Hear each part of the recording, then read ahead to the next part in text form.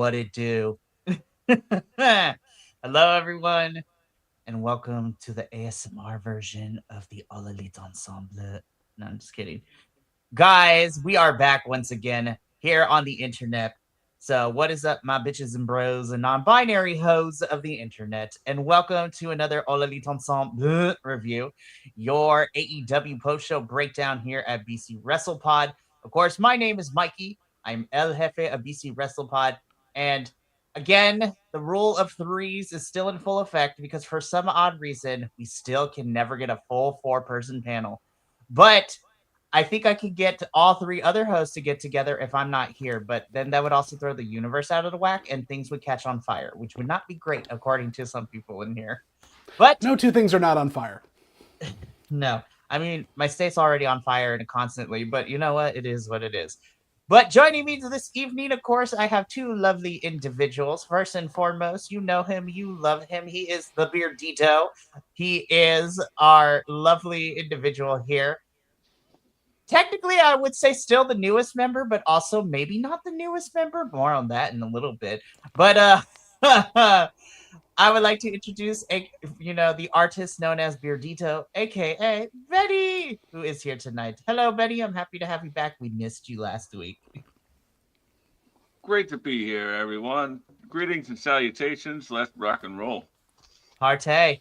And then, of course, joining me for the second night in the row, we are back for a double feature. He was, we were making very corny and possibly problematic UK references and being, Cockney with our accents. I feel like if it's a colonizer you're making fun of, nothing can be that problematic toward it, basically. But true. I mean, it is me. Which, by the way, we're going to go on a sidebar real quick because I had somebody in my comments, love the conversation, love y'all, but it's not because I'm not dark enough especially with my ring light on. I looked a little washed out. And we were talking about presentations of African American wrestlers on one of the other podcasts. And I got called out because they're like, it's three white dudes talking about it. And I'm just sitting here. I'm like, oh, you meant me. Okay. So that was Mikey, you're passing. That's so good. We don't want to do that because that is problematic. Anyways. But I'll tell you offline because it was a whole thing, but everything is good to go. And now we cool. It was just a little bit of a misunderstanding.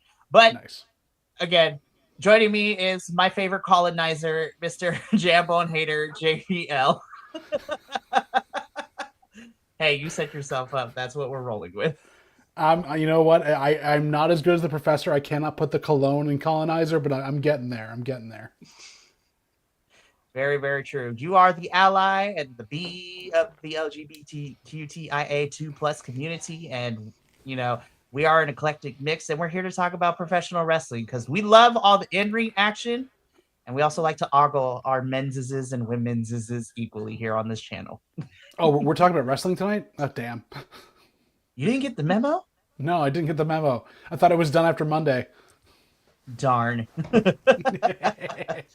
Wow. Anyways, well, guys, let's just get into it. So before we get into Dynamite and Collision, I want to get through, the pre-show stuff. YouTube, Twitch, Kick, follow us. All our stuff is there. Whether you are new, been rocking with us, go for it. If you're looking for our report cards and some other stuff, BC WrestlePod on your favorite social media site. We also have some merchandise, bcwrestlepodshop.fourthwall.com. And we pay for a lot of streaming services and pay-per-views, so sometimes these things get expensive. So if you feel free and if you're able to, but no pressure at all, the coffee bot will be in the chat of the YouTube and the Twitch, and you can donate that way to help us pay for all these streaming services and these AEW pay-per-views because we love this and we do this for free for the most part. So so far. NordVPN, if you want to sponsor us, please. I'm going to be using you a lot soon, so please. Honestly, I will start, we will do Clash of Clans on air. Be like, guys, today's sponsor is... New York Times crossplay. For reals, honestly. Be like, today's sponsor is, NordVPN. Honestly, though... Yes. Shout out to Nord. We love you. I do use Nord. I use it quite often right now. It's been helping in my transition of other things. So we're not going to put too much out there. Mikey, I am going to be testing the limits of our international shipping at some point. For reals. This is going to be so fantastic. I was like, how much is it going to cost to send you things all the way? Which means to tell me that the surprise I have for all of y'all in April, I got to make sure to ship it to you sooner. You have very short amount of time. Anyhow. Well, it's going to now make its way across the pond somewhere, and you will get it eventually. Eventually. All right. We're done with the pre-show stuff. Let's get into why we're here to talk about Dynamite. And what better way to talk about Dynamite than how we mostly been opening Dynamite over the last couple of weeks. MJF. Picture is so devious, man, I swear. He is just getting slimier and slimier, and I'm loving every minute of it. This is just so fun to see what he does with this current run. He has definitely stepped up his game and not just getting cheap heat much anymore. It's a lot of fun. Oh yeah, 100%. This is very Flair coded, and I'm so here for it. You seem to be. So, MJ, I don't feel like I have to break down this promo because it always equates to belittle the crowd that you're in the city that you're in. I mean, this is Orlando, Florida, and Florida is a weird place. It's Florida easy city to go after. It is an easy city to go after. It does not require a lot. But MJF is this loud. Orlando sucks. You people suck. I am still your champion. I beat Bandito. Ha! And then Brody King comes out and makes Max wet himself. And I was just like, oh, that was glorious. Brody King's not going to win the title, but it was really fun to watch Max kind of shrink into himself and be a little bit scared. He's like, oh, the thought of Brody King punching me in the face and knocking all my teeth into my skull is not a pleasant feeling. I'm going to get up on out of here. I love Brody King. I was just like, God, that man. After the kind of stumble he had last week, where he kind of gave away the end of the night, but also didn't give away the end of the night, I'm glad they're at least giving him the rest of the storyline to kind of like follow through with. This is a lot of fun. 100%. So go for it. Go for it, Betty. Go. I was just gonna say that Kelly Brody King, you can't just ask Max for a title shot. You gotta jump through all the hoops. Every hoop. Every hoop. And just to clarify, when I said that this is very Flair coded, I do not like Ric Flair. I he gets a tremendous amount of heat though. I wanted to clarify. I'm glad that you clarified that. We don't think anything differently of you, but thank you for the clarification. Oh, man. So, of course, Brody King is going to have to jump through all these hoops, and it's going to be really fun to watch him just manhandle and decimate whoever gets in his way. I mean, he already took out Jonathan Cruz, so I was just like, cannot wait. Looking forward to it. Oh, you guys see that? Yeah. Go ahead. I was just gonna ask if you guys have seen the John Cruz like backstage promo, like with him face down. I missed that one. I actually have to find that now. He's on a table. He's like, hilarious. Yeah, like on the trainer's table, like knocked out, and MJF is like, "What? What are you doing? You're sleeping on the job. You're fired." I was like, that was short lived. And this was after he got manhandled and shellacked by Brody King. Well, as it should be. For reals. So, MJF and Brody King is what we're probably going to be building over the next 3 weeks or so. So, looking forward to the inevitable championship match. I do really like that we are kind of back into like that 2-3 years ago in AEW where we're just booking lots of first-time matches between folks. I mean, we got 5 weeks until Revolution, so it's just like, yeah, why not? It's fun TV, and you got to make good TV before we get into pay-per-view season. We need something to carry us through. Which I appreciate them not having a pay-per-view in January and February. Good God Almighty. Because when March hits, then it's game over for the rest of the year for us in AEW, because there's always a pay-per-view a month. I was just like, gosh darn it. I love you, AEW, though. Please don't do this right. Anyways, really quickly, want to acknowledge and say hi to new friendo Anthony. Hi, welcome. Alrighty, let's move on from. Good evening. All right, let's move on from Max. Let's move on from Max because Speedball never change. What's the new policy on swearing? Go for it. Benny. We are far enough in. Benny. And horsecock. Yes. There he is. There it is. You never think it's coming, and it just gets inserted quickly, and all of a sudden you're all over the place. It's just weird, Benny. I'm just telling you. Yeah. I've never complained about a horsecock. Not going to now. Wait, I was like, that's not how I meant it.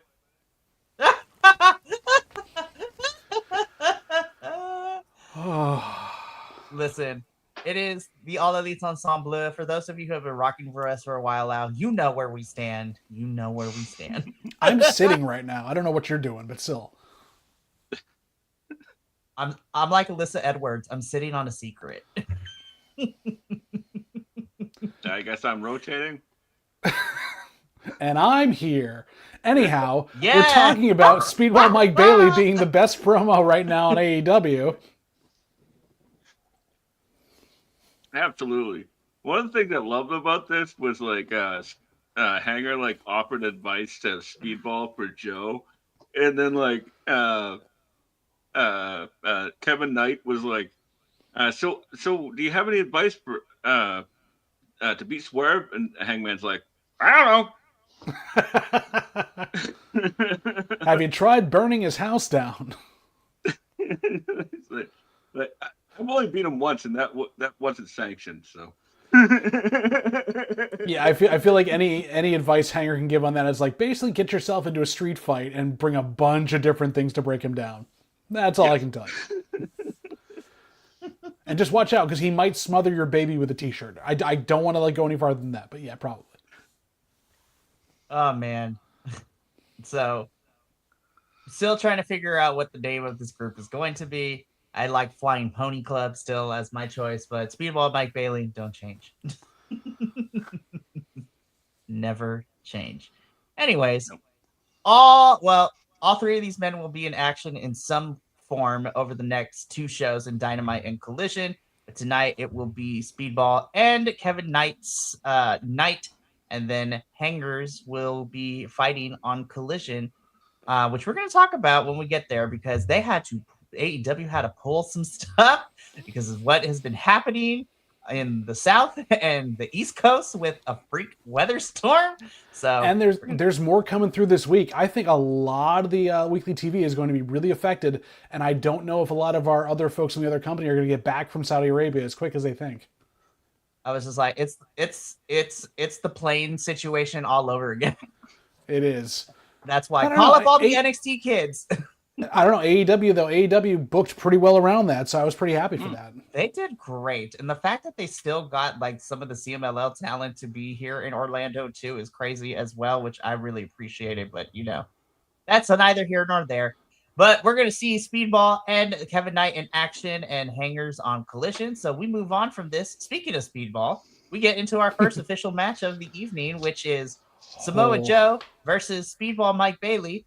And about halfway through this match, I watched Samoa Joe kill Speedball Mike Bailey with the chop. And I watched that non-binary individual soul leave their body. I think we all did that. We saw this coming, though. We knew that Speedball was going to have to work a fun, big little match. And he bumped like hell for Joe. He made him look like a monster. Mm-hmm. Yeah, it was pretty clear that Joe was having a ball with this one. A speedball. No, speedball. Sorry. It's really weird, Mikey, for me to be watching Speedball work now, having watched Car Noir for the last couple of weeks and just going like, yeah, barefoot can work, but oh God, no more, please. It really do like that. I love that crane kick spot where Joe's like, and he catches him. Oh, it basically was the nope in there, but it wasn't a nope. It's like, I'm just gonna smack the crap out of you, and that is exactly what Joe did. This was a fun little match, and honestly, listen, we all know that Samoa Joe's getting up there. He's probably gonna be retiring soon in the next 2-3 years, 4 or 5, however long he wants to go. But I like watching Joe have fun and slapping the crap out of people. Well, especially ones that are game to do so and self-work. Exactly. Speedball is the perfect foil for this. Mm-hmm. I had to believe this is a wonderful TV match. If you get a chance, go back and watch it. But it's worth your time. It really is. Definitely. And one thing I really liked about it was that they kept Speedball strong by with all the interference. Yep. Because the numbers game got to him, and as you guys already said, what a fun match! Just a big guy, little guy match. Love it. You couldn't have said it better there. Couldn't have said it better. 100%. So Samoa Joe ends up again because of the numbers game and everything. Samoa Joe is winning. He wins against Speedball, and we keep going on. I do have to ask about that with the numbers game here. Are the ops down a P now? I don't how do they spell it now? Because he's gone. That I don't know anymore. You can't really. The oops. The oops. That's what I would call it. The oops. Anywho, so we move on from Joe and Speedball's match, getting into. I cannot believe I'm about to say this, guys. I actually really enjoyed this street fight. I was like, I cannot believe I was cheering for the Death Riders. I was like, oh my God, I'm cheering for the Death Riders. What is wrong with me? Well, but also Lance Archer, my God, getting some giant spots in there. Like, I have not seen him work this hard in months. Oh, Lord. Did I lose you guys? This is so much fun. I had a blast with this one. Like, again, wait, I'm gonna wait till my internet comes back. There we go. There we are. I cannot believe I am cheering for the Death Riders. I thought we were heading into breakup territory, but that seems not to be the case right now. It always seems that like whenever Archer goes to Japan and then comes back, like he's what?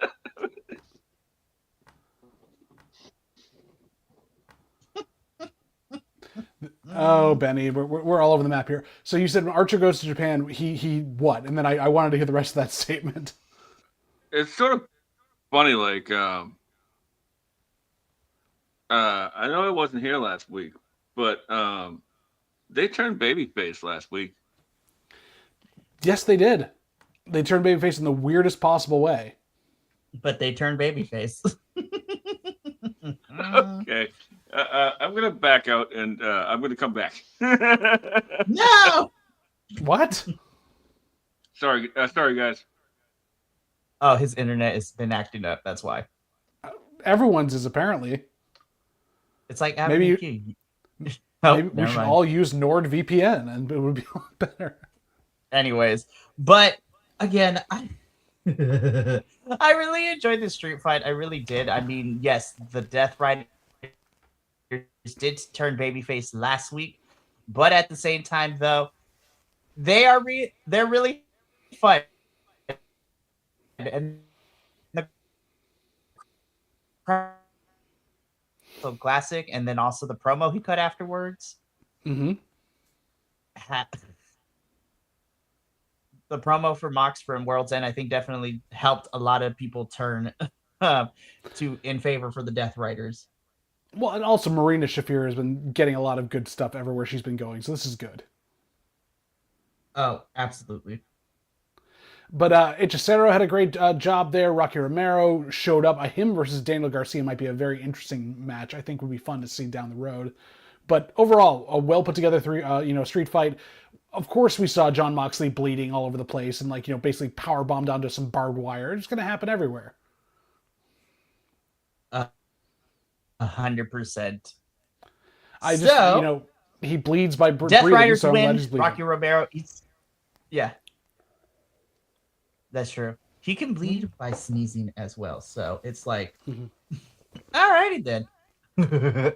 But Rocky eats his pin for the Don Callis family. Death Riders win. And the saga continues between these two teams, these two factions. All righty. We move on from the street fight, though. God, I love these three. Oh. I love the Triangle of Madness. This is what we needed. Well, Tekla has given them like a whole new lease on life where they've gotten a lot of good stuff in their promos lately. It's been really fun to see them work.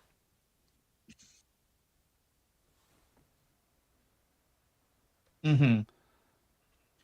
It really has. So, of course, Tekla... Sorry. No, but I agree with you, and I'm trying to but no, I agree with you. But I really love that Tekla points out, it's like, hey, Chris, I pinned you, and you know what? I want to get a championship match with you. But, she plays it so well. She's like, when I take this title from you, I want you to savor this time that you have with your title. I want you to cherish it because I am going to take it from you in the worst way possible. I'm like, damn, Tekla. We'd love to see that. She's using a motorcycle wheel. Yeah, wheel thon. We love Wheel Son in this house.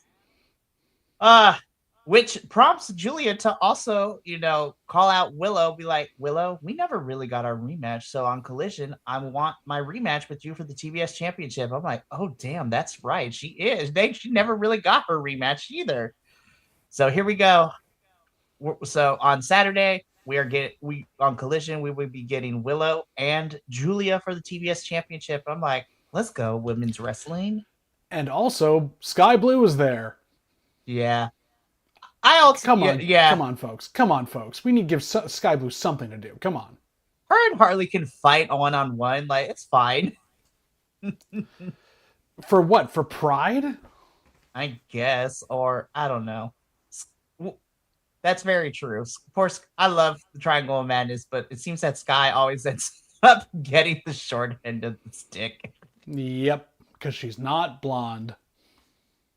Ooh. Ow. Prove me wrong. That's true. Anyways, coming to us live from the Upside Down, I'm gonna bring in Beardito back. He is in the Upside Down. There we go. We're on the cell phone now. It is gorgeous. I remember those days. I apologize. This storm is awful for the internet. It has been for everything. I know. I'm right there with you. So, thank you for coming back to us, Benny. So we just wrapped it up. Tekla is, pinning Chris, is setting her up for a championship. Willow would be fighting Julia on Collision. So, love Triangle of Madness, but Sky Blue, we wanted to see more for her too. Alrighty, we keep it going though, because I don't care what nobody says. I will forever stand Miss Busta in the Brain over here. Like, that is their tag team name. We're far enough in. I fucking love Alec Price and Jordan Oliver. Like, oh, they are so good individually, and as a tag team, they are flipping fantastic. Saw them live in GCW up here in Vermont, and my God, not only did they put over the local guys so well, but they knew how to work a crowd then as champions coming into that match. I was so excited to see them on the card this time, and I knew they were going to get a good match at FTR. It was going to be a lot of fun for all it was. Oh, 100%. So, of course, this is a tune-up match mostly for FTR, but this is also technically the debut for Alec Price and Jordan Oliver. And we got the official graphic after this episode because now they are officially All Elite, y'all. And I am so happy for them. They have been working and grinding on the independents for so damn long. And honestly, Tony Khan did what I wish TNA would have. And signed these independent talents. Well, and the Joey Janela pipeline, Joey Janela pipeline is showcasing itself right now. You can see it happening. So, a very short. Oh, go for it, Benny. Sorry. No, it's all good. All I was going to say was that Jordan Oliver and Alec Price is the guy I've been seeing around the independents in my area for a very long time. And he's the dude who could do pretty much anything. And there's a lot of talent on the independents right now, him included, that need a challenge, right? Like he's so good, he's so polished that he just needs to be on a big stage, and I'm wicked happy for this kid. But getting back to the match, this was a great character introduction, sort of for busting the brain. They gave FTR gave him just enough, and FTR dicks. What can I say? Allegedly. No.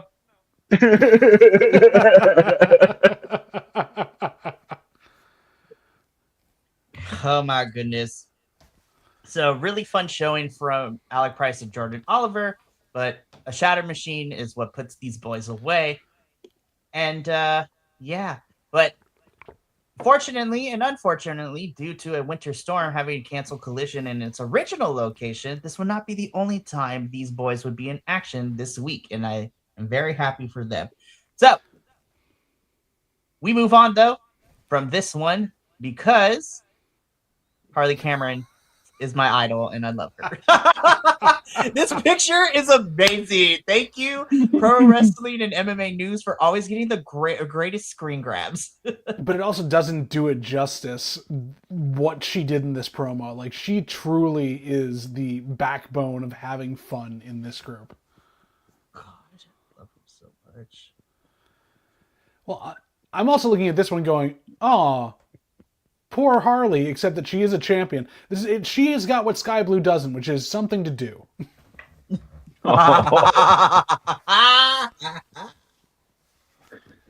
Fair. This was a great promo from all three. Like, I mean, Harley's always one to watch in these promos. Like, she's always doing something crazy.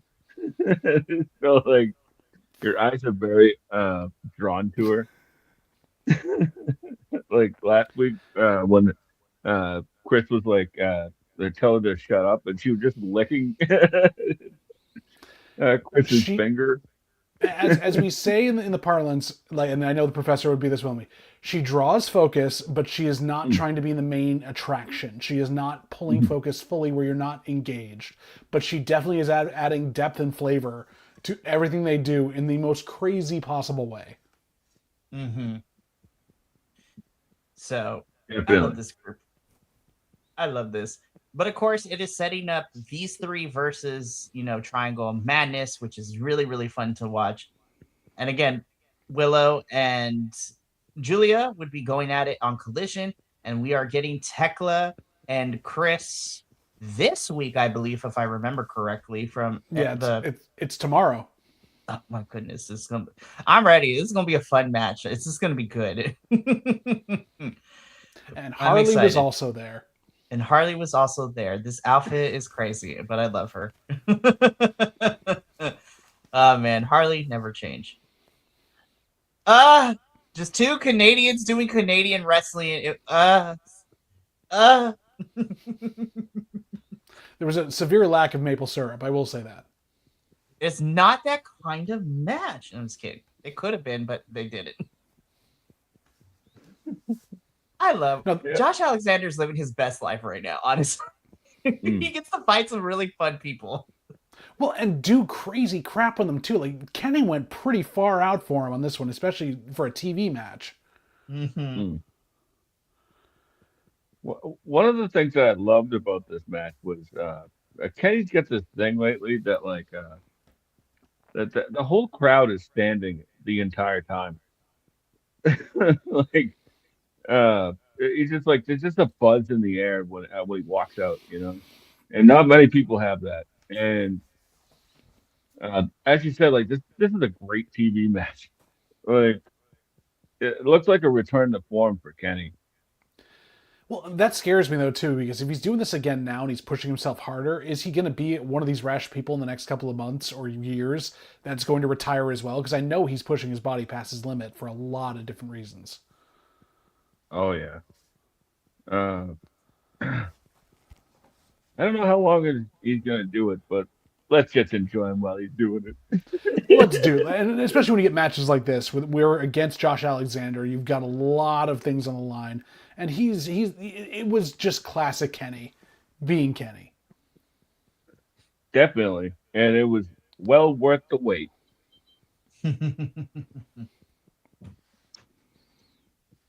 It was great. So Kenny wins. I mean, I didn't take a lot of notes of this. I was just like, I can't believe I get to watch this in 2026. This is really fun as a wrestling fan. But Kenny beats Josh. Kenny gets on the mic and basically, Don Callis' family has a lot of enemies at this point. From within, from without, from everywhere. Everywhere. It is insane that this family is so large, but they are racking up the enemies every single day. And Kenny basically tells them, send anybody you got in the family. And you know what? When I get gold, it's just like, it's like it's gonna be great. And I'm just like, all right, Kenny, we're gonna see if that's true this year. We're gonna continue this journey in 2026 for you because we know you don't got long either, unfortunately. This is like how Will Ospreay started off last year as well, which is like hot match after hot match after hot match. I cannot wait to see the next Kenny Omega match next week. 100%. I think he's got Rocky tomorrow, which is going to be awesome. Oh yes, yeah, which it is. I accidentally pressed the button, but let's keep it going. Though. No, you didn't. You had the right things up there.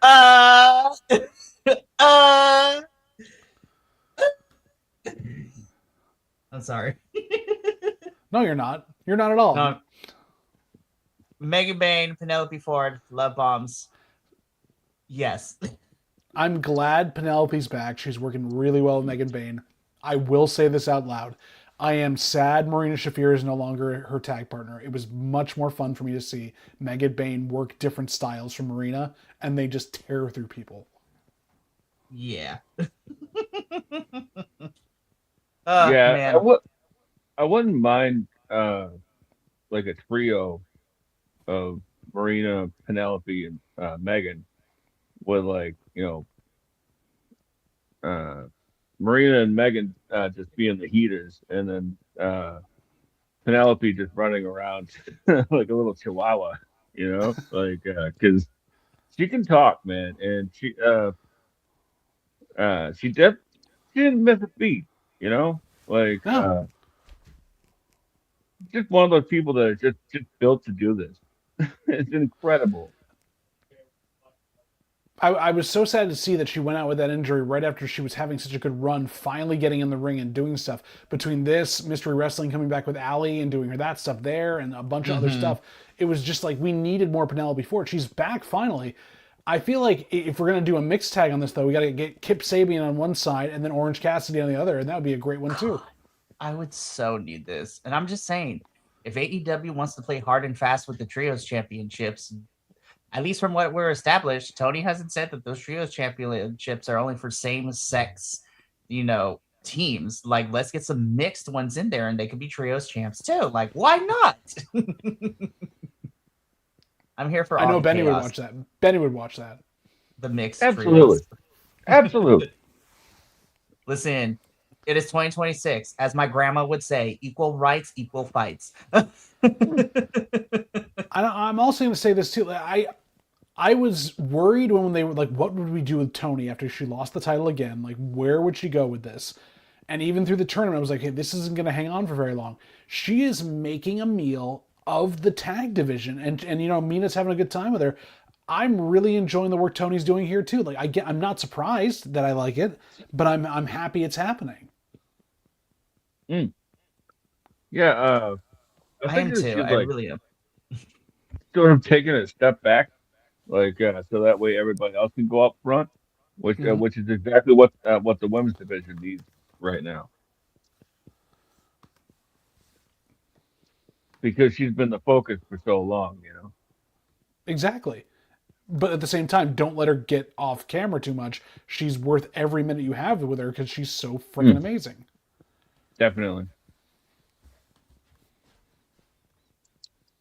I really enjoyed this match, and there was a part of me I was just like, I don't know if I was like, oh, Tony and Mina are gonna win, so that should be fun. Nope.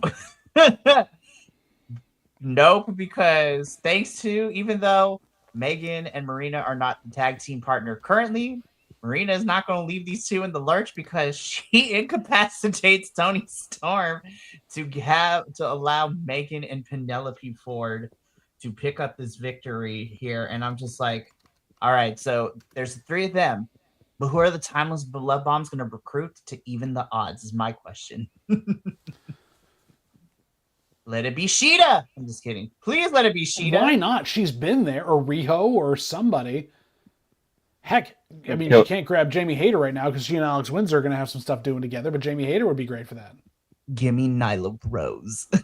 Oh. Babyface monster Nyla Rose. Nyla versus Megan Bayne. Oh yes. My God. Oh my. Megan versus Nyla is the match I want to see. Oh my goodness. We love it. So I'm excited. I actually really love this feud that we got going on between the Love Bombs and then Megan and Penelope with Marina. Plot developments, we love to see it. We love to see it. More. Give me more.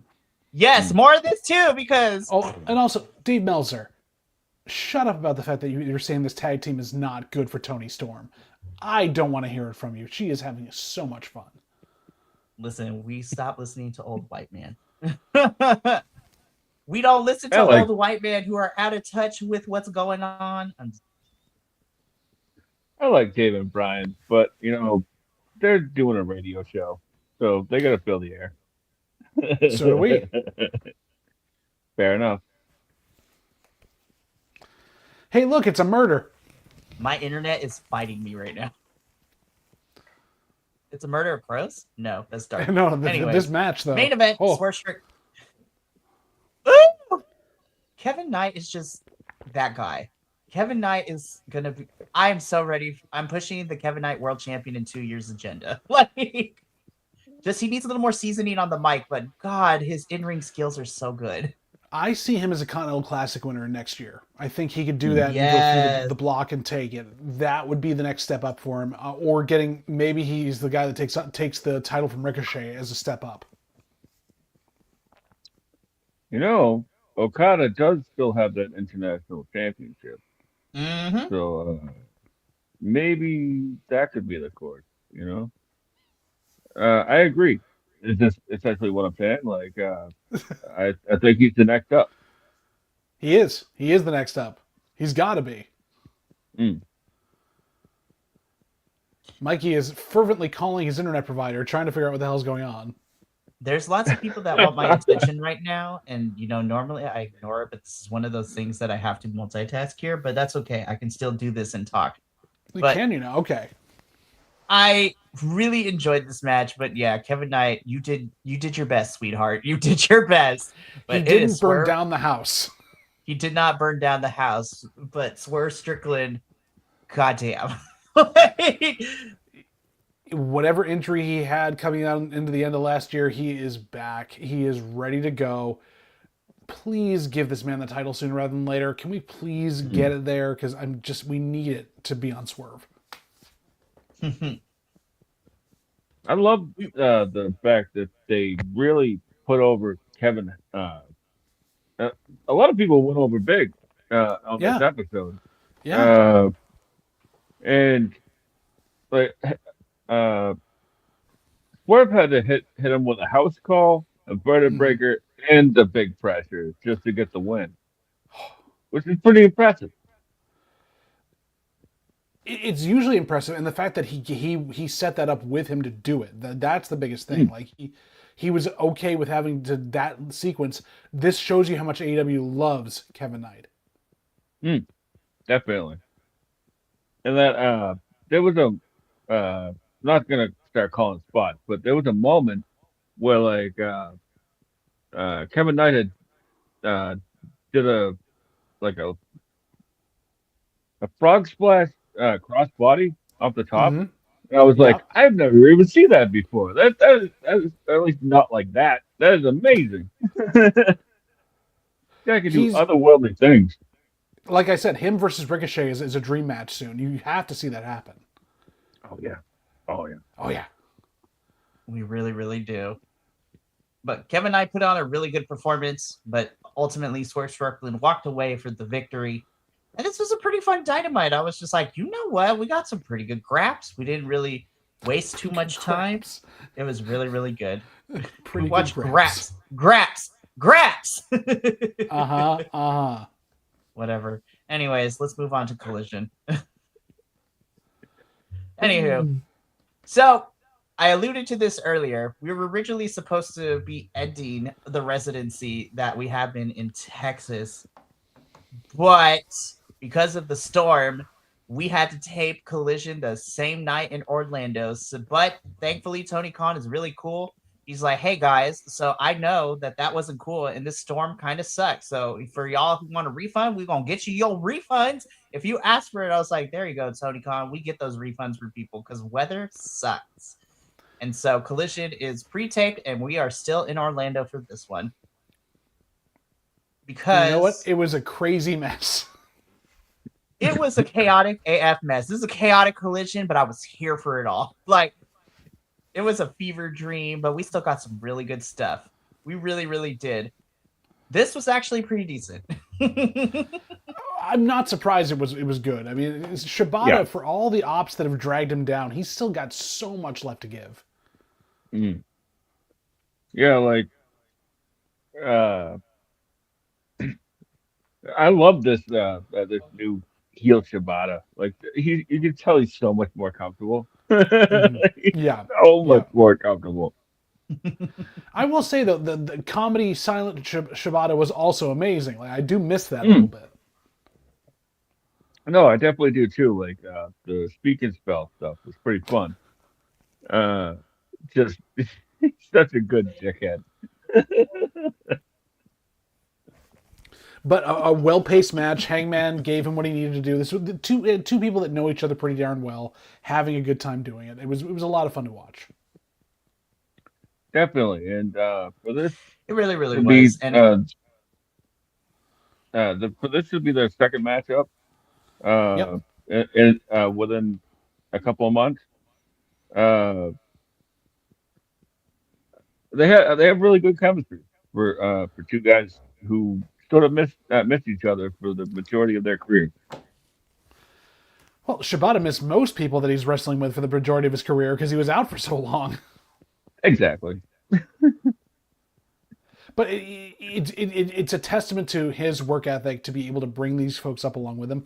I would watch this again. Mm, I could see Shibata. I would hope he gets a actual title shot somewhere down the line. Like I think that needs to happen at least once before he retires.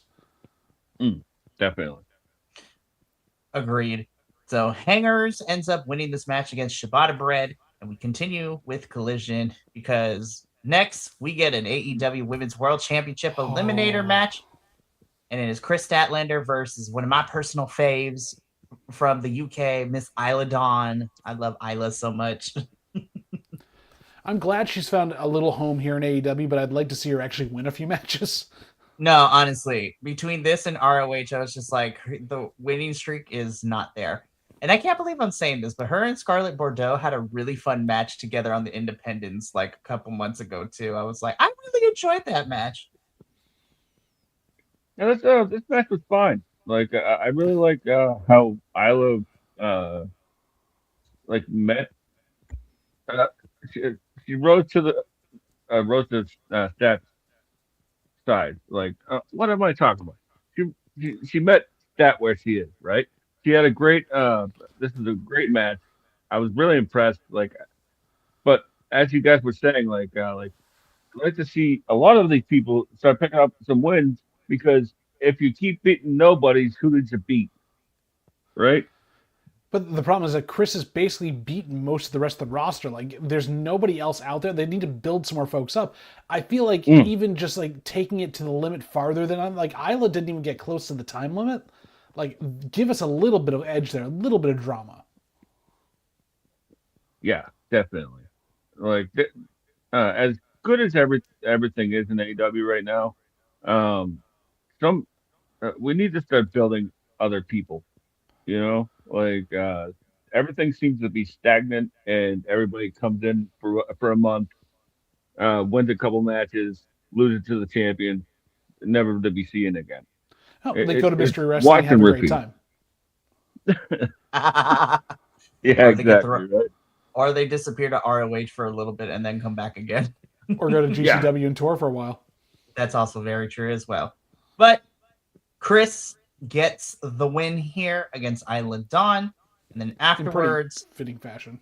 yep, and afterwards, Tekla's mocking Chris and her alien gimmick. I was just like, God, I know this is a 3-week feud, but still, I'm enjoying what I'm seeing. Tekla's carrying it. Let's put it that way too. Like I love Chris to death, and I know that she's wonderful and she's a great wrestler. Tekla is the only one actually carrying this feud completely with her promos and actually making me care. And I look forward to the Definitely. match tomorrow. I think this match tomorrow is going to be really fun. Or it's gonna be a schmoz. That too, but you know what? I'm here for either option because I am a chaotic gremlin of wrestling and I love everything for the most part. That should be your under subtitle there, Mikey, chaotic gremlin of wrestling. For reals. It really should, honestly.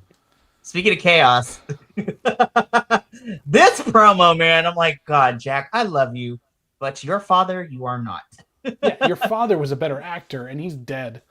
It's just like, that's Chris exactly what I was going for. In the chat right now.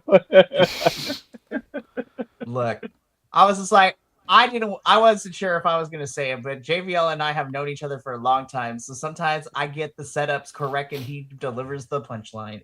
Yep. This is what happens. This is what happens when JVL and this is what happens when you spend too much time doing wrestling podcasts with JVL and the professor, who are two theater folks, and the theaterness just rubs off on people. That's not the theaterness. That's me and him improvising and going off each other. And Benny was also there. Yes. Very much so. Beardito was in the chat. Benny, you were the sky blue of that interchange. Anyways. So Jack Perry lets Ricochet know, I'm coming for that title. He has got real glass. I'm just like, what is Crimea River? Oh, wait, wrong person. God, we're never going to let that go. No, we're not. But Jack Perry addresses Ricochet. I mean, because Jack is about to go up against Ricochet for the national championship after beating Anthony Bowens for the chance last week. And Ricochet is on notice, I guess. I'm like, Jack Perry, I love you, but you are the least intimidating person with Luchasaurus not by your side. I was like, I'm sorry. I was like, Craven the Hunter, you are not. Oh, man. I'm going to be nice and just say, contact the professor for some acting lessons. Please, Jack Perry. Or at least somebody, He's not here. I'm happy to help him out. But the thing is, he probably has access to better acting coaches than we could ever be. That's true. Well, get on it. Seriously. Did you hear that, Jack Perry? Benny from Weymouth really wants you to get on it and get better at acting. Please do. I know. I'm just a bearded white guy at a computer or on a phone right now. But I thought you were just gonna end it. I'm a beard. I was just like, so you're somebody's fake straight boyfriend? What? I was just like, you're a beard for someone? No. Definitely not. JVL Nope. is like, I am. I'm just kidding. I love my partner very much. We love them too. And we know, and we know recorded. No, we love your partner. I love your partner too. They are fantastic. I do love them. Especially y'all, because you keep me in the Christmas card rotation. Which is going to be so much harder next year, but it's okay. But either way, this promo was ridiculously. He's done better. He's done better. He was doing better. I don't know why him as a babyface is so hard for him to do a promo. It's really weird, but anyways, we're going to see the rebuttal a little bit later in the show from the champion, but right now. Ooh. Daddy ass. I did not think I would ever. I was just like, I was wondering. I kid you not. I was thinking, I was like, I know he's not injured, so why is he not here with AEW? Well, here it is. So, from what I can find, like, Juice is not medically cleared. I don't know what's going on. I'm like, I swear to God, the Bang Bang Gang is like, it's always never a good thing. It's always start and stop with them. Somebody is always getting hurt, and I don't understand why. Well, like, long term too, like, how is Austin the only one who has dodged the injury bullet for so long? Well, Colton's been out for so long too. I actually wonder if there's something seriously wrong with him. But so, I don't know on this. When I saw this card, I was just like, R.I.P. the Gunn family. R.I.P. Yeah. I was like, Luke Owen described this best on Wrestle Talk this week. He said it was the Protostar and Takeshita getting some father-son ass action. Yeah. Oh my! That is. It's almost. That's the $20 You know, film on a certain site. All over it. oh, you're paying for that, huh? Never. Thank you, Luke Eddy. Um, yeah, it's almost like Billy was on a podcast and then talked a bunch of crap, and then they put him in a match with the two hardest hitters. Like, oops. And hit hard they did. Proto-Sheeta demolished these two. It was not even close. So it's just like Proto-Sheeta win. And then Takeshita looks at a returning Okada like an ex-girlfriend just walked into his life and he's about to throw hands. Like Can we please speed run this? Let's get to this because this match needs to happen. Like they've drawn you it out. know they're so gonna drag long. this out until Revolution. This is a Revolution match. I'm calling it right now. They're gonna drag this out for another 5 weeks. I don't need more dumb phallus. Please get me the fun matches I want to see. Yes, indeed. Like I am ready for Proto-Sheeta to up and defect from the Don Callis family. They beat FTR, take the titles, and run. Honestly, I'd be here for that. Yeah. We need a Proto-Sheeta versus Jet Speed. That'll be fun. Yeah, Benny please. just. Ooh. That's a spicy meatball. You know it's serious. He's like, ooh. No, I'd also like to see like Okada like get into the mix of the world title, because would it be he's Pro freaking Okada. Pro-Okada Sheeta. Pro Okada, dude. Make it happen, Tony. Make it happen. You made Brodito work. My newest chip flavor tag team. Like you can make Brocado. You can make a Brocado Sheeta. Like let's go. Coming to a store near you. But yeah, Takeshita looks like Okada, like an ex-girlfriend, and is ready to fight. It's amazing. It's time. It's time for them to fight. It is time indeed. Speaking of which, it is time for Ricochet to get off my screen. No, I was kidding. I like Ricochet here in AEW. This version of Ricochet is a lot of fun. I think he's just allowed to be smarmy, and I love it. And of course, these three had a really fun outing in Mexico 2 weeks ago. Like fighting against the CMLL talent in Mexico was great. Watching Goa fight some luchadors in Arena Mexico was great. Ricochet having a great championship match, and then the multi-person matches that they had over the weekend was fantastic. But Ricochet addresses Jack Perry and apologizes to him that he's about to wipe the floor. I was just like, love it. And honestly, you probably will, because Jack Perry is rolling up to this fight with no backup. None at all. He has lost everyone behind him. Mm-hmm. So if I will give Jack Perry some credit, like no, I'm just kidding. I know it's very out of character for me, but I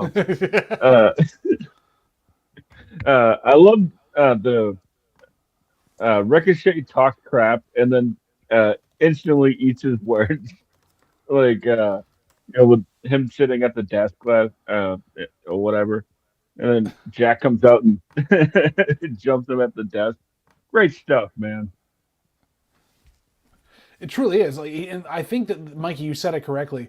He's allowed to be smarmy, but he's having fun with it and understands what his role is with that. So he takes as well as he gives out, and he's really allowed to just play it, which is the best part.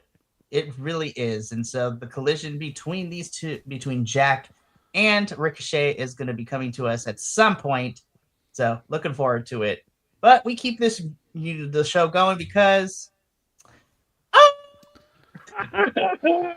listen, Jordan Oliver, Alec Price, y'all were blessed by the wrestling gods this week.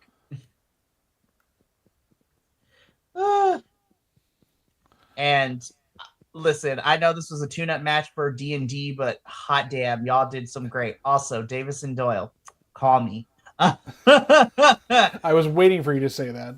Listen, it is not an AEW review unless that is uttered once by me throughout the show. Okay? But outside of being the really fun to look at, I like Mark Davis and Jake Doyle as a tag team. I really, really do. Mm-hmm. Shut up, JBL. And Listen. I've been waiting for something for Mark Davis for a long time too, because I felt like he's been really floating in the Don Callis family since being a part of it and then returning from injury. I was waiting to see if they were going to reunite Aussie Open, but it seems that we're going to hold off on that for a little bit longer. But in the meantime, I really do like Mark Davis is finally getting to do something, and but I also worry because we're probably going to see this, like we talked about earlier. Jake Doyle's news to his company. He's racking up wins with Mark Davis, and they're going to lose to FTR tomorrow. They're going to lose to FTR tomorrow. Unless Tony pulls a swerve, no Strickland, and they give the titles to Davis and Doyle. I was just like, I would like that, but I feel like it's a little too soon. Yeah, but no, FTR is taking those to Revolution. I'm pretty sure they are. 100%. But this was a really fun tune-up match for Davis and Doyle. Again, Jordan Oliver and Alec Price. I was just like, as our other co-host on TNA Radio Will says, he wants Jordan Oliver and Alec Price versus Jet Speed and just turn gravity off. Just turn the gravity off. Also, he's just like, these two versus any of the luchadors in AEW as well. I'm like, turn gravity off. Let's do it. I think that will be a good way for them to sell the next couple of weeks if they can get that on there. And Jordan Price, Jordan Oliver and Alec Price can be that spark that the tag division needs if they don't get overused as just losing all the time. I think, well, I got to go back to Davis and Doyle. Okay. I'm like gushing over here, right? Like, have your woo moment. It is okay. Just be like, yes, yes. Oh, wow. But first off, right? Like, they really remind me of one of my favorite tag teams, Doc and Gordy, right? The Miracle Violence Connection. And they even did in this match like the smash together and then the Oklahoma Slam, like power slam kind of thing. And I was like, oh my god, oh my god. But not to be a total fanboy, this was a great match. I actually like Buster and the Brain to be like plucky baby faces, right? Like that they can obviously like come in and like get the crowd up and then lose like 30 seconds later, and then hopefully they don't lose that much. If it keeps happening, I understand what you're saying. We bring it back to some people need to start being given wins, right? Because if you're not if you're beating nobodies, who are you beating? The old adage. Yeah. Yeah. So D&D get the victory over Jordan Oliver, Alec Price. This tag team championship match is tomorrow night. So we are going to see how this all plays out. Whether this will be, what am I saying? It's not going to be a clean win for FTR. There is going to be some shenanigans. There always is with heel FTR. I'm just waiting to see how much friction lightning we're going to get from all of their chest hair. Ooh. Yeah. I don't know if I'm mentally prepared yet. I was like, my body is not ready. My mind is telling me no, but my body is telling me yes. Excuse me, I'm a bit thirsty. We didn't start the fire. That is the song that's going to be playing in my head during this match. We didn't start the fire. Friction. Let's see. AEW, that is Mr. January, February, March, and April in one singular match. Get on it. Anyways, we got to keep going though, because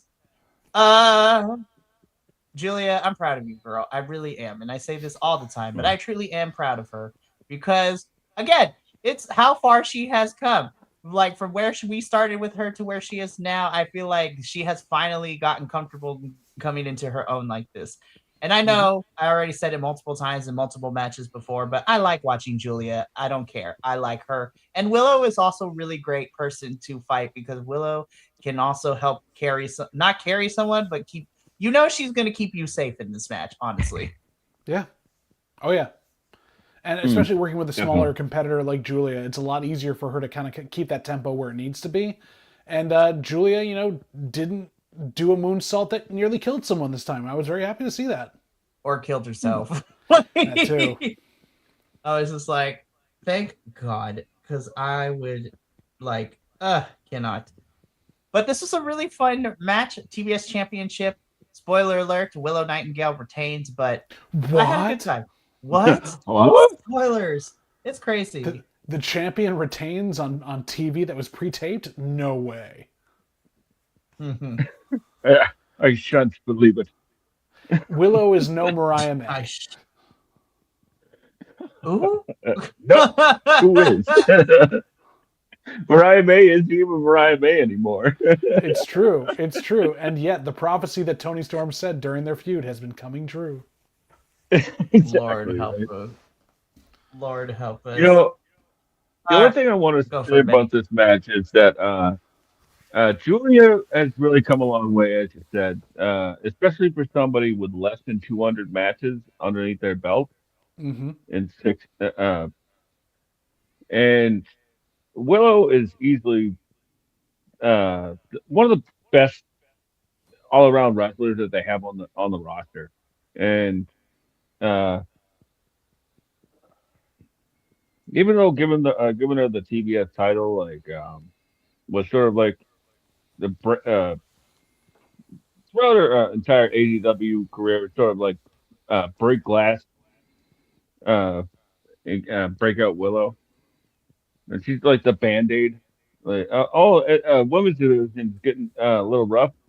Give the belt to Willow. Well, she carries it for a month, gets somebody else over, pushes them along, pushes them uphill. But it was a fun match. That's a whole lot of nothing, wasn't it? No, that was good. You're very, very on top of it. It makes complete sense. I feel like we need to see more from the CBS Championship now. It's not Willow's fault. It's just that they don't know how to book that title. Yeah, I've always said it's not the talent's fault. It's not the talent's fault. The talent is great. It's really not. It's really not. And the fact that Mercedes held this thing for almost 2+ years is also going to be really hard. But Willow, we love you. She is still your TBS champion, and we keep it going. I love the Rascals. Awesome. Now you guys get to see all the amazing. Now you get to see these types of segments that we in TNA got to see. So I would like for them every single time we see them to be in a different location doing some different activity. It looks like we're just building a fort and we camped out with some food. But the Rascals are talking amongst themselves, and the crew challenged them to a match. So they play rock, paper, scissors to figure out who would be the two to represent the Rascals to go up against Leo Rush and Action Andretti. And unfortunately, Myron Reed loses. So it's going to be Dez. It's going to be Dez and Zach to go for this one against Leo and Action. And I am looking forward to this match. I really am. Get the Rascals in the ring. I'm so excited. You have the background on this, Mikey. You've seen them more often than we have for a lot of different things. I'm going to see how they take on AEW. But yes, this was a fun basement, treehouse, whatever segment. Yeah, I really like the use of the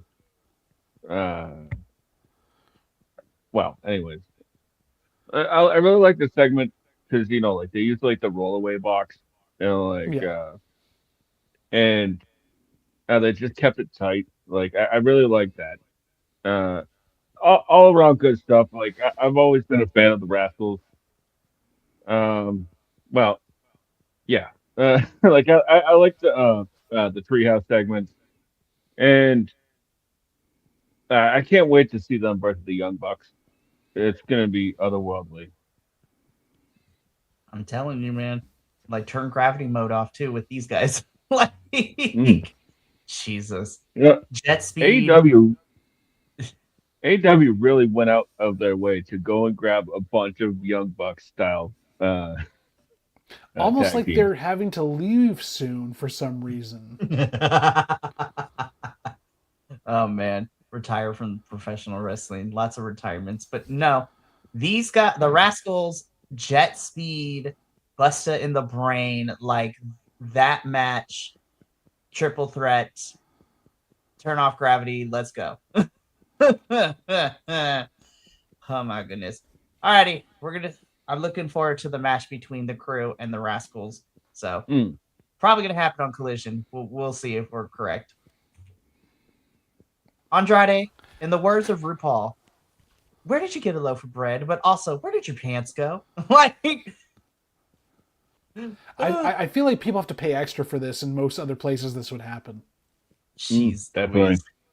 So, in a match that happened, no rhyme or reason, but Andrade El Idolo takes on CMLL Magnus, which I don't not know. Nick Aldis. Not Nick Aldis, but Magnus.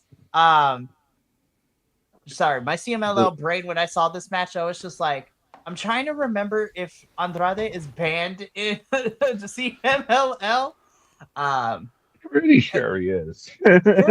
Guys, let me tell you, there is a lot of beef in the Lucha Libre world in Mexico. It is insane. There are feuds that are going back like decades between wrestling families and wrestling families being banned from CMLL. Like our unofficial digital co-host on the CMLL reviews telling us all the tea. It's crazy. But my brain goes to this. If he's fighting CMLL folks here in AEW, I'm wondering if we are ever going to see an Andrade and Volador Jr. match because those two families have history with each other in Lucha Libre. And I don't know all the tea, but at the same time, I was just like, because Magnus is part of Volador Jr.'s faction. Anyways, sorry, we're on AEW Collision. Let's keep it AEW Collision. But I'm actually really happy for Magnus. And again, getting to see the CMLL folks come on over to AEW and be able to have matches is really, really fun too. Magnus is fairly newer to AEW, so it's really fun to see him get to work for the AEW crowd. I mean, the goal is to get more people to be like, oh, I like the CMLL guy. Let me go check out CMLL too. I mean, Lord, it made Bear Dito here a fan of Olympia when we got to see her go up against Mercedes on Collision too. I was just like, God. And same thing like for you, JBL too, when we got to see Olympia in the Stardom Rumble too at Dream Queendom. God, that woman is jacked.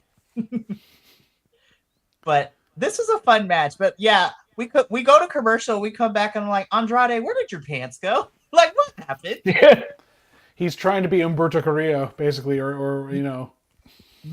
No. Hector Gaza. Yeah, Hector Garza. Oh Lord. But Magnus was really good, but I'll tell you what, Magnus is not what I walked away about thinking about in this match. That's for sure. Shocker with that one, Benny. I am shocked and appalled. I know, right?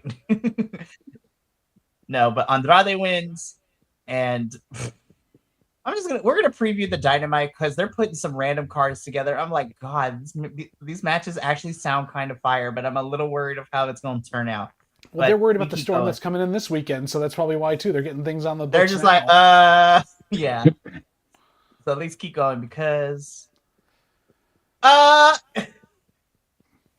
two British babes. Oh my God. All I could hear in my head was Dylan, you son of a bitch.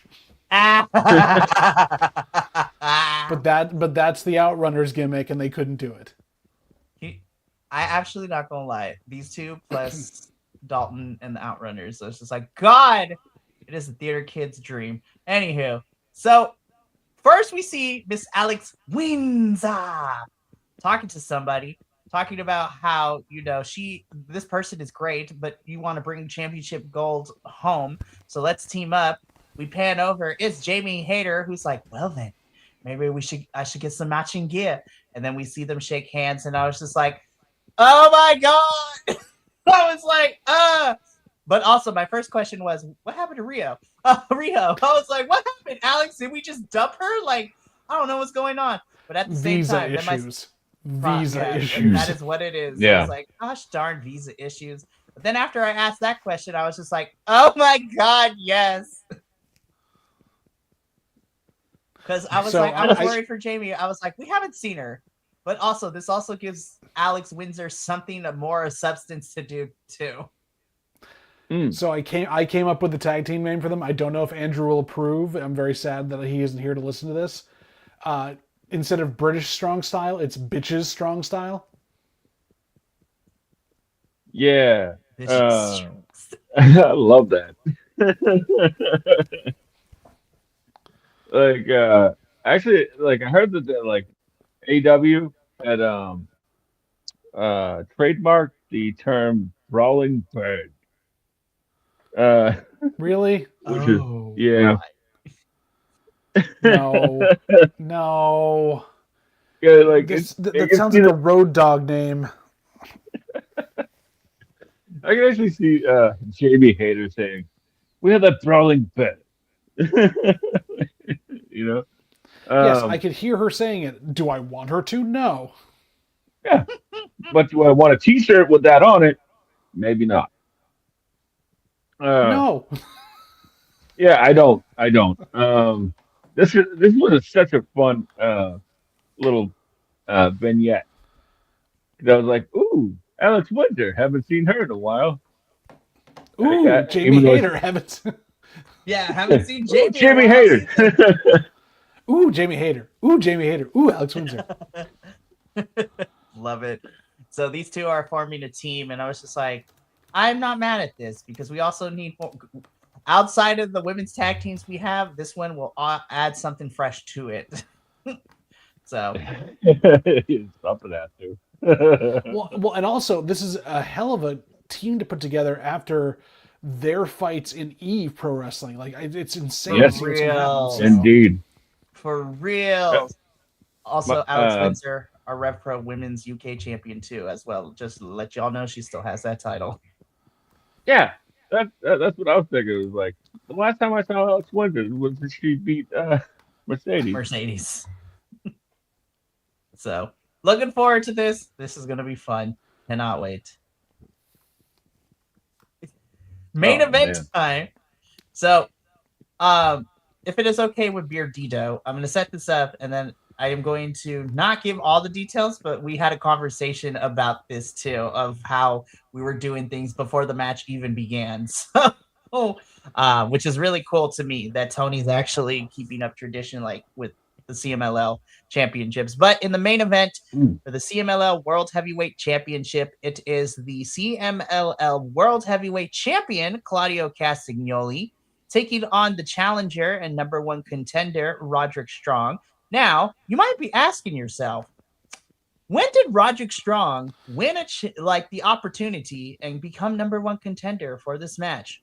Well, person on the internet, I am glad you asked. So 2 weeks ago, as part of the international weekend in which AEW sent some of their stars over to Arena Mexico and Puebla and Guadalajara in those 3 shows that they had, there was a number one contenders match between Roddy Strong and Hechicero. So the Alchemist of CMLL and Roderick Strong had a number one contenders match, and Roddy won. And so here we are. That seems like a match I have to go out of my way to see. Really hard to do so, too. That's true. Not when you have my logins. Too much work. Too much work. That's fair. Fine, whatever. Man. No, honestly, I can't love giving you the logins because y'all would. I'm sorry. What? Go ahead, Benny. We would Sorry. what? I'm sorry. What was that? No, What was keep that? going. Wait, yeah, Keep going. Keep going. Keep going, Benny. Keep going. No. What was that? No. We're not going to bring that up and then start to go down that path and not finish that sentence. We'll talk offline.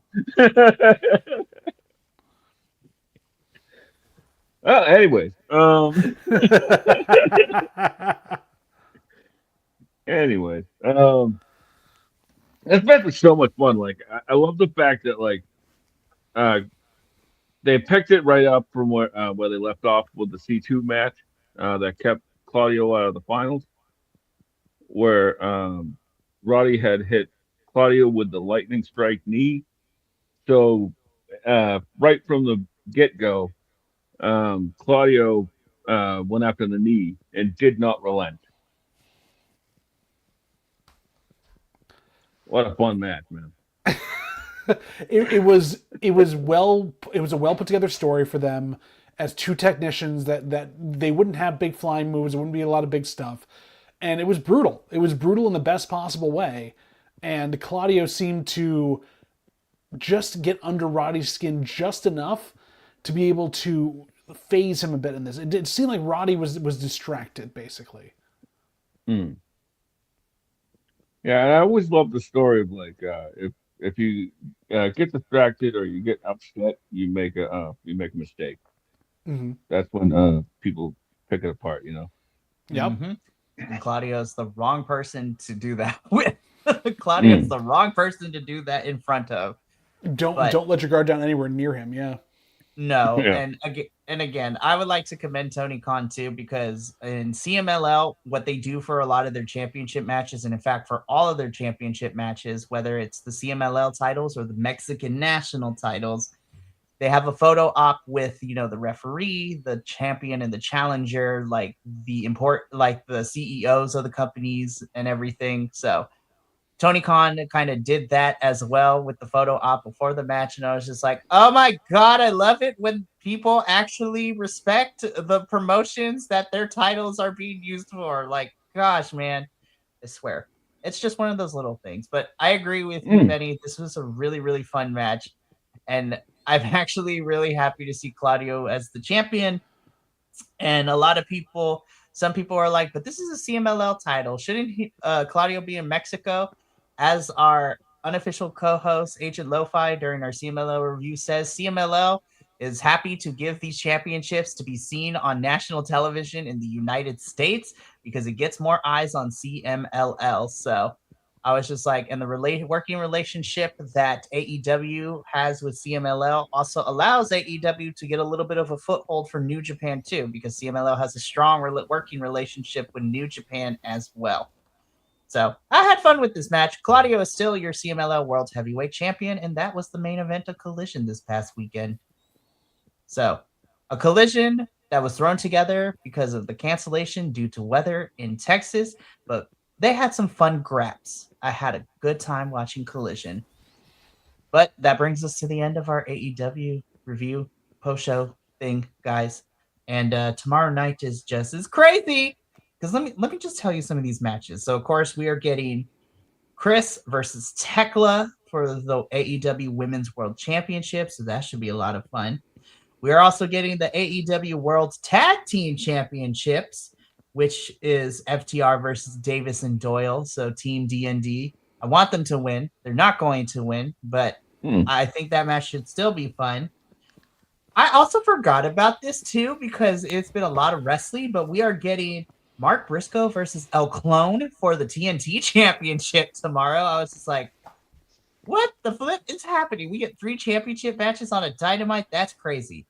And then this match was announced. It's not for a title, but I was just like, oh my God, you're right, Internet. We have yet to see these two kind of have this actual match. Just randomly, we're getting Andrade El Idolo versus Swerve Strickland. I'm like, my God. I was like, oh Lord, here we go. I was like, I'm not ready. Talk about counter programming the stuff on the other channel. What other channel? No, just kidding. They're counter programming basketball. No, I'm just kidding. Exactly. Sports. I would also like to remind folks, not only are we about 5 weeks away from Revolution, but we are about 2.5 weeks away from Grand Slam Australia too. And I'm just like, oh Lord, I forgot. I was like, oh. AEW is going to be giving us good stuff to talk about, and I look forward to it next Tuesday. But that's it for us tonight. I apologize because this was a kind of all over the place show, but I had fun nonetheless.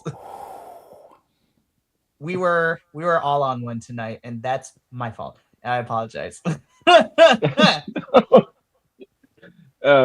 Well, the weather didn't help my internet either, so I'll take half the blame. And I was also here. That is a great callback.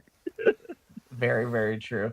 But we will be back next Tuesday for another AEW post show, and we still have a pretty solid week ahead of us in terms of content. Tomorrow evening is our double header of NXT and CMLL. I do like Wednesdays because I get to see, again, it's chaotic with every crew I do. So NXT is going to be me, Papa Oso, and Kilt, because Kilt is our boots to the ground person as he lives closest to the area where he has been to some of these tapings.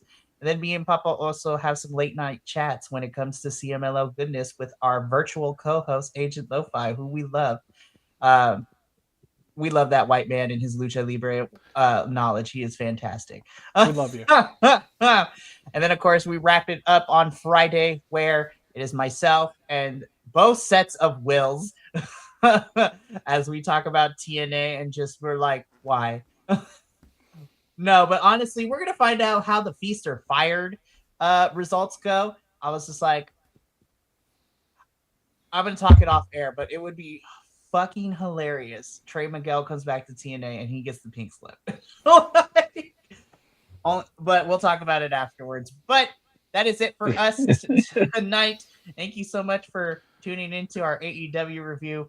We'll be back next Tuesday, same time, same place. Hopefully with the full crew, but never, because just wanting consistency is never a thing apparently. But we love you. Yes, we do love you.